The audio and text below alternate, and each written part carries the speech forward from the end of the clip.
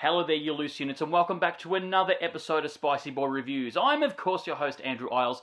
Hope you've been looking after yourselves, looking after each other, pulling your heads in and all that jazz. Here we are for another movie review, another year, as it seems. And today we're going to review a big Marvel blockbuster, because shit, why not? We haven't done one for a while, so let's get straight into it. Today we're reviewing Spider-Man No Way Home. Peter Parker is back. But this time, he's gone full-blown Kardashian, where everybody wants a piece of the webhead as his secret identity is revealed. It's Spider-Mania! However, he's booked an appointment with Doctor Strange to stuff up the multiverse, as bad guys from different blockbusters start attacking poor Spidey. Swing on in for the latest billion-dollar blockbuster in Spider-Man. No way this film will bomb. That's right, finally here, Spider-Man No Way Home, the third installment for the Tom Holland Spider-Man movies. Directed by Jon Watts, who directed the previous two Spider-Man films, and is now in pre-production for the new Fantastic Four movie, so fingers crossed. It's almost like the studios involved saw how successful their Into the Spider-Verse was and thought, fuck it, let's do that live action. Which is easily the smartest decision they've ever made. Iron Boy is back, and this time his secret identity is revealed publicly to the world by the only J. Jonah Jameson that should ever be played live on screen. Not only has poor Peter Parker's life been turned upside down by his public outing, but his friends as well. They're struggling because their life is somewhat tarnished also. It seems as though their futures are in jeopardy by no university or college want to accept them, or potential future bosses,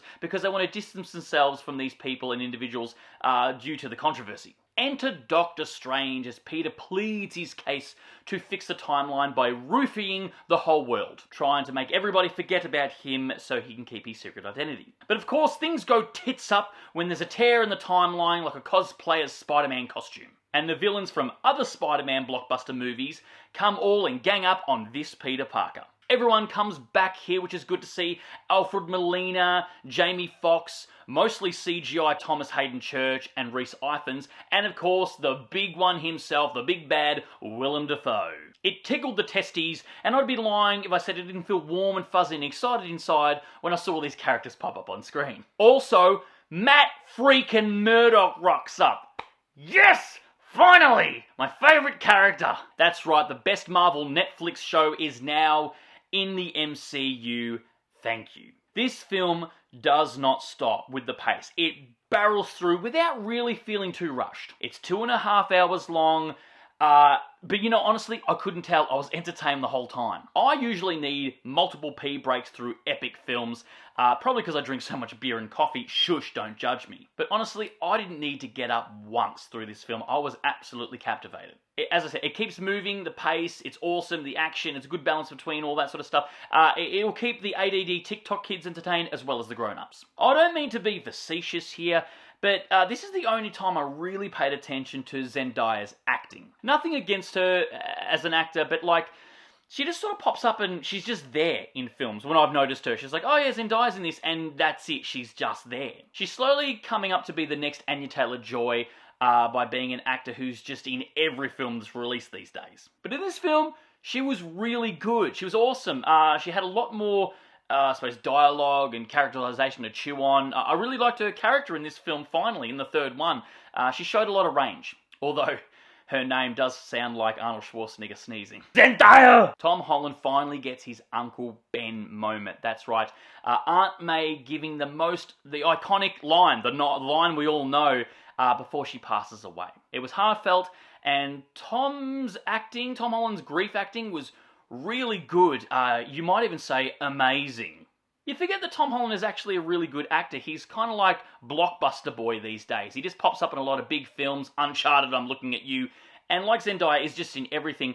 But yeah, you do forget that he actually really is a good actor. And it's moments like these with the grief and everything and the lower moments, it really shows. Like, that sort of acting was clearly the standout in Infinity War, when he sort of like clicked, blip, and went away and stuff. And here it's just as palpable and heartbreaking. It's no secret that we needed to see the other two Spider-Men rock up. And the reveal, the cameo, well, the entrance that really got me and made me excited, didn't expect it, was Andrew Garfield's. I thought it was really fun and clever, and like, when it was happening, I sort of sat up in my seat and went, oh my god, it's him. It's also good to see Tobey Maguire here donning the costume one last time. Well, maybe one last time. We'll see how this all goes. Obviously, this film's going to make $1 billion, no question about it, whether it was good or not.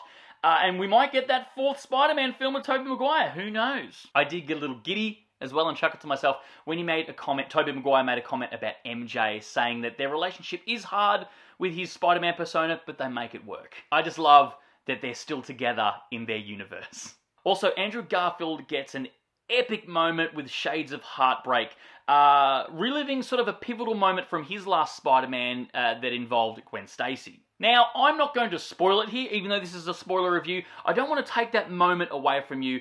It's a pretty amazing moment, and all the people in my cinema lit up like Hiroshima. It was so heartwarming to see all three Spider-Man sharing screen time. It was awesome. It was so good.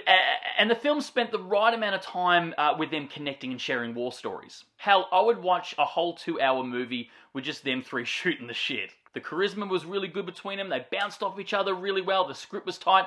Yes, there is that Marvel humor that you come to expect. With these actors, it really worked. It didn't feel forced. The humor really landed. Yes, the film is a bukkake party of references to previous films, but shit, was it fun. On repeat watch, it may be a bit old, all the references and talking about previous films that we all really know about, but at a midnight screening with 300 screaming fans, it was intoxicating. This is easily the best Marvel Cinematic Universe film post-Avengers Endgame. A cynical person would say, oh, it's only entertaining because of nostalgia and fan service. And I'd say to that, so fucking what? I'm a fan. I like to be serviced. And nostalgia? Can you see behind my head? I fucking breathe and live nostalgia. And yes, at the end of the film, we get the classic Spider-Man costume made by Peter Parker himself, which was uberly cute. Like, I liked the costume in Civil War that Tom Holland wore. It was the closest to the classic Spider-Man costume. Wasn't a huge fan of the Iron Spider outfit or the one that was in Far From Home. But at the end here, finally, we get spandex classic Spider-Man, and I fucking loved it. And, of course, we do get a mid-credit scene, the only credit scene, really, that we get. And, of course, it involves Eddie Brock. And if you've seen the last Venom film, rightfully so. And what I loved about it is Eddie Brock wasn't thrust into the action of the film.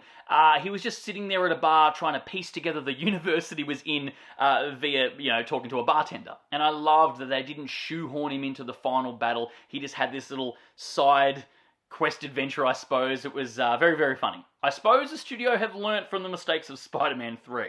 Anyway, guys, that is my spoiler review of Spider-Man No Way Home. You've probably seen it already. I swear, I mean, we're in the new year now. It's been out for many weeks. But I just had to talk about it because being a huge Spider-Man fan, I wanted to. And just, bask in my love of this film. It's not going to win any awards. I don't think so. Anyway, although Into the Spider-Verse did, so who knows. Anyway, we'll see what the MCU do after this.